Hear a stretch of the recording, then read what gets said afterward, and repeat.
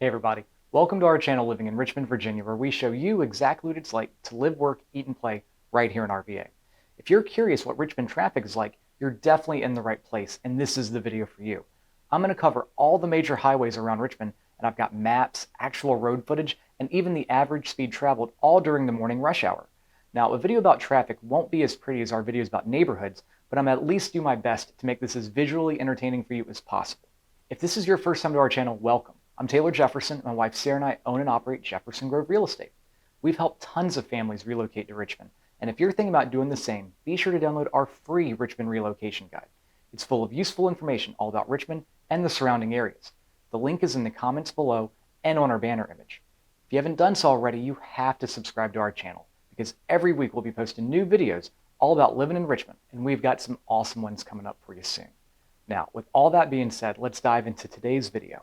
Everything in life is relative, and if you're coming from somewhere like LA or Atlanta, you're going to love our traffic. But if you're coming from a more rural, less densely populated area, you might not. The reason I made this video is so that you can decide for yourself what you think of traffic here in RVA as it relates to what you are accustomed to. Just so you know, all the footage in this video was taken between 7:30 a.m. and 8 a.m., so you can see exactly what the morning rush hour looks like here. Real quick, I want to give you an overview of the highway infrastructure here in Richmond. We're set up pretty much like a clock if you imagine downtown as the center. 295 and 288 make up the perimeter of the clock, with 295 running from the northwest Glen Allen area to the southeast, and 288 running from the Short Pump area towards Midlothian and continuing to head southeast. I-95 and I-64 pretty much intersect like crosshairs, with Interstate 95 running north and south, and Interstate 64 running east and west.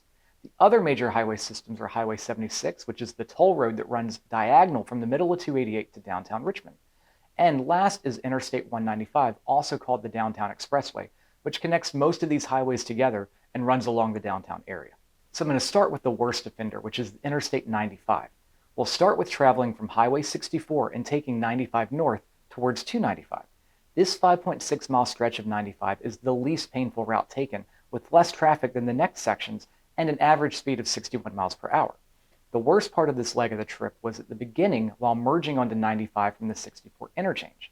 Next, I want to show you a different part of I-95 northbound, but this time starting from where the Downtown Expressway ends and heading towards Interstate 64 exit. This particular stretch of 95 is one of the most congested stretches of highway we'll talk about today. It's 4.4 miles long, and there are parts of it where I-95 and I-64 are actually combined. I ran this route twice. On Thursday morning, it took me 5 minutes and 12 seconds to drive this, but on Friday morning, it took me longer, with a total travel time of 6 minutes and 4 seconds. The average speed was 50.7 miles per hour on Thursday and only 43.2 miles per hour on Friday. The last trip on 95 that I have for you has us starting at 295 in the north and heading south towards the city.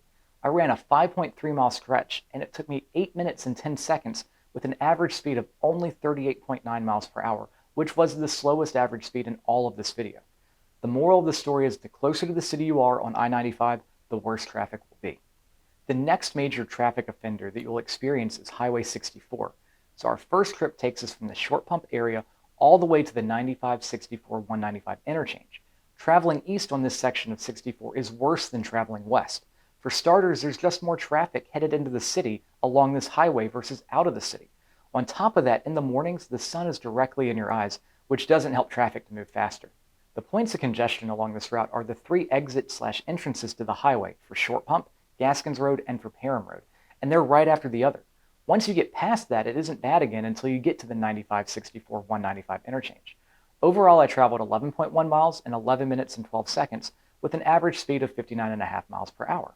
Traveling west on 64 from downtown is a much better experience. The only real congestion is along the part of 64 where it is also I-95. From the part where 64 and 95 split off, I drove from there to the Short Pump exit for a total of 8.4 miles and made that trip in 7 minutes and 40 seconds for an average speed of 65.7 miles per hour. And additionally, I didn't have the sun in my eyes the whole time either. Up next is 288, which was a game changer for Southside once this highway was built. Starting from the Highway 76 exit onto 288 and traveling north towards Short Pump and Highway 64, there's slightly more traffic traveling in this direction versus heading south. Overall, it isn't bad as I averaged almost 71 miles per hour. There are only a handful of spots that can get backed up, and they're due to the heavy traffic from merging. These spots are the Midlothian Turnpike entrance and the Robious Road entrance onto 288 right before the bridge. Other than that, traffic moves pretty smoothly along 288. Traveling from north to south is pretty uneventful, even with morning rush hour. My average speed was slightly faster at 72 miles per hour, but not too many spots of congestion, and again, it's because most of the traffic is headed north, not south during the morning. The section of 295 that I got footage of isn't too bad at all, so I'll be quick covering this. 295 is a 3-lane highway, which is adequate for the amount of travel it sees. Technically, 295 runs north and south, but the top half of the highway really runs east and west. So traveling east from 64 towards I-95 in the downtown area, it's 8.3 miles long, and I was able to average 73 miles per hour. Traveling in the other direction was just a little slower at 72.3 miles per hour average. FYI, close to the 95 exit from 295, the speed limit drops from 70 back to 65, and there's almost always a radar trap set up, so it's best not to speed along the 65 mile per hour portion of this highway. The other sections of 295 east of the 95 exit really aren't that bad. There's a little bit of traffic related to the merging from the entrances at the intersections of 301 and 360, but nothing really notable. So this last stretch that I'm going to show you is traveling north along Highway 76, which is a toll road, and then heading towards the city on the Downtown Expressway, which is another toll road. The footage I got was from the Courthouse Road exit on 76 to the Downtown Expressway toll for a total of 10 miles, and it took me 10 minutes and 17 seconds with an average of 58 miles per hour. If you live in the Midlothian area and work in the city, you'll probably be seeing a lot of miles along these two highways. There's much more traffic headed in this direction than there is heading south along 76, so I'm going to focus the footage I'm showing you on traveling north. The worst congestion of traffic is right around the Chippenham exit, where Chippenham dumps you off onto 76, and it's further worsened by the toll being right by there. Once you get past this section, it isn't too bad unless there's a wreck or something else like that. I hope this video helps manage your expectations of Richmond traffic. If you liked it, let me know by hitting that like button and leaving a comment. Overall, I-95 is the worst regarding slow-moving traffic, so if you're okay with what you saw in the video about 95 today, you won't be upset with the traffic you'll see elsewhere in Richmond. I'm happy to make a similar video about traffic along the secondary roads like Broad Street, Midlothian Turnpike, and Hull Street, so if that's something you want to see in the future, leave me a comment and let me know. We have many more videos coming up, so make sure you subscribe to our channel so you don't miss out on any of them. And if you're thinking about moving to Richmond, definitely hit me up. I can help make your move stress-free and easy. I also want to say a huge thank you to everyone who has reached out to us for help relocating to Richmond. We really appreciate your support of our business and this channel. Thank you for being here with me today. I'll see you next time.